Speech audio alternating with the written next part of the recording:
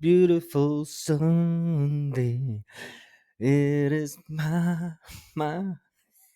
Hey, good morning. Welcome back to the One Celtic Fans View this morning. Yes, top of the league, looking down on the Rangers. Celtic, 35 games played, 84 points. 84 points. The Rangers, 34 games, 78 points.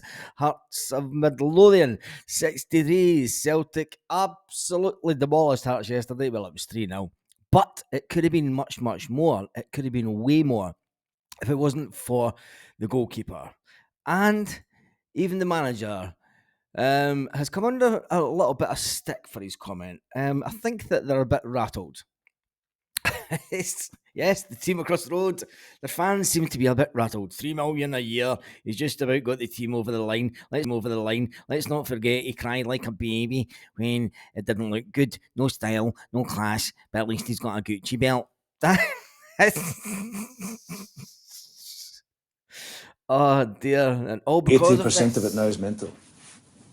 Physically, in the main, they're in a good place, really good place. This stage of the season, it's all mentality, and mentally, you can see we're in a really good place. So, but take nothing for granted. Keep our composure. Got a lot of work to do in the week. Get our plan ready, and then next Saturday we're gonna have a bit of fun then. We can have a bit of fun. You gotta love Brendan. He knows how to just ramp it up at the right time of the season, isn't it? Celtic did play fantastically well yesterday. Oh, the doubters, the James Forrest doubters that we've had on this channel over the season.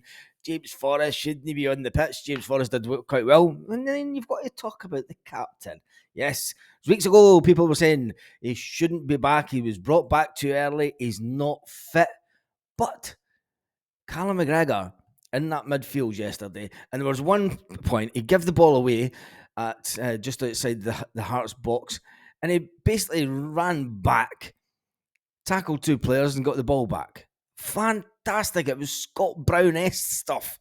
It was doing what Callum does. It wasn't Scott Brown-esque stuff. It was Calmac. It was what Calmac does.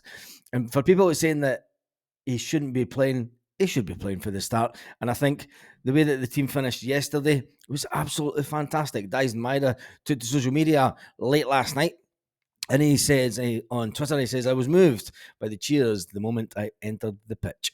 Thank you to all my fans and supporters. I'm ready for the next game. I think next week, excuse me, I think next week we should start with Dyson on one side and James Forrest on the other. And we are going to, like Brendan says, next week we just go out and have some fun.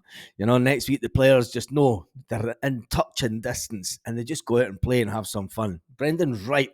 It is in our hands. You know, we would have to lose 2 games to lose this league, and I cannot see that happening. Yesterday was probably the biggest game of the big games that are coming up. People say, but yes, you've still got the Rangers to play, and then you've still got Kilmarnock away. You could lose those 2 games and lose the league. It's never going to happen. And I think mentality, the players are just getting at the right point. I mean, you look at the games that are coming up. Obviously, next Saturday, 12:30, we'll play Rangers at Celtic Park. We'll bring them to town. They'll have no fans. They'll have 60,000 Celtic fans baying for blood. And for yesterday's game, it was fantastic. The atmosphere, absolutely fantastic. I mean, you see the videos after the game yesterday. It was just brilliant. It was brilliant. The fans turned up, the players turned up. Everything's just slipping into place right at the right time. Anyway, talking about Callum McGregor, he is really back to his normal best. I mean, we'll see if we can watch this video. I mean, there's that point I was talking about. I mean, it comes out, we've got the corner, he loses the ball on the edge of the box, it comes back, tackles one player, 2 players, gets the ball back, saves the ball. Do you know what I mean? Absolutely fantastic is Callum. Absolutely fantastic. Tell me what you think about the game yesterday in the comment section, and what about next week? We really need to start thinking about next week now, don't we? Or can we just get the day over first and see what today brings? On a serious side, though, from yesterday, apart from the fantastic football that Celtic played, why wasn't Shanklin sent off? Shanklin, who was given a yellow card in the first half, then did a rugby tackle. Could only be said it was a rugby tackle. He had two arms round Celtic player. And then the deliberate handball that went to VAR. Now, if this had been a Celtic player, as in the past, the player would have been sent off. But the referee didn't even look at it. He did go to VAR, and you even seen it when Shanklin puts his hand up, hits the ball, it hits right off his hand. He goes down, he puts his head in his hand, and he goes like that. And then then looks at the ref. He's expecting the penalty to be given. He's expecting the penalty to be given. He's expecting a second yellow card, and he's expecting to be sent off. But it doesn't happen. The referee shat it. The referee shat it yesterday, and you know, we need to pick. You need to pick that out. Why wasn't he sent off? Why wasn't he sent off? But anyway, don't you know? We won. We won. We're sitting top of the league, looking down on them. Joe Hart took to the one and only Instagram after the game. Big Joe Hart, who had a fantastic one-handed save. I mean, you could talk about their keeper all day long. The fact that he kept it at 3.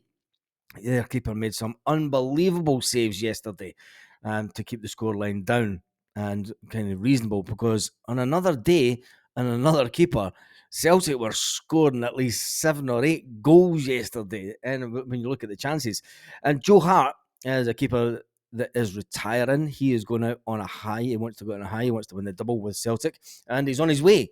He's on his way to definitely win the league with Celtic again for the 3rd time in a row.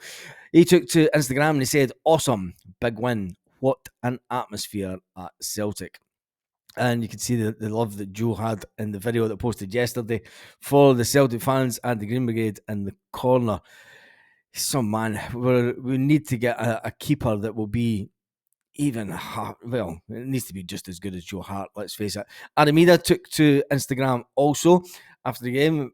What a club, said Adam Ida. Now, yesterday afternoon, I think Kyogo answered a lot of his critics. People are saying that, you know, he's never had the service. Well, yesterday, he got the service. The first goal came from a nice little dink from just on the outside of the box. And I've got to say, Rio Hatati taking up some perfect positioning on the outside of the box. A nice little dinked ball over the defence. Kyogo on the turn and on side to head the ball. That's right, head the ball into the back of the net. I did say that we'd score with a header yesterday, but I thought Liam Scales would be the one to score with the header. I did put that down, but I did take Kyogo to score first goal, and he did it. It was a fantastic goal. Getting that goal early on, was it against the running play? Well, we're lucky just a couple of minutes before it, not to be 1-0 down. But Kyogo then gets supplied by a sublime ball. An absolutely sublime ball from the one and only Matt O'Reilly. The ball comes out. I'm sure it came out from Liam Scales. Scales to Matt O'Reilly to Kyogo. Goal. It sounds a bit like Thompson, Sutton, Larson, goal, doesn't it? No, not really. But it's just this team is starting to gel. Brendan Rodgers did say before the game, that this is the first time this season that he's had a fully fit squad. The first game this season. If we had had a fully fit squad all season, could you imagine how we would have played? This is how we would have played. It's as simple as that. And the manager has been worried about the fact that he's not had a full team. Well, he's not been worried, but he's had to deal with it. Now that he has got the full team fully fit, they're all coming together right at the right time. And that goal yesterday with Kyogo, the second one, where he hits it with the inside of his foot from that beautiful cross from Matt O'Reilly, and he's just reiterated the fact why he is such a wanted player across Europe this summer. There will be a bidding war for Matt O'Reilly. Mark my words for it. There'll be a bidding war for Matt O'Reilly, and it'll be to the Celtic advantage. A lot of people would like to see Matt O'Reilly stay. A lot of people that were speaking to yesterday down at the pub say, take the money for Matt O'Reilly. He's not done nothing over, that good over the season, but to put him in the same price tag as Jota, take the money all day long because he couldn't lace Jota's boots. And then the third goal comes from the penalty spot. Yes, the penalty spot. Uh, VAR checking a possible handball. What do you mean checking a possible handball? Everyone's seen it. Do you know why did they need to go to to the VAR? How can the guy sitting in the studio and VAR not say, yeah, it hit his hand? Why did the referee then have to go and watch the monitor?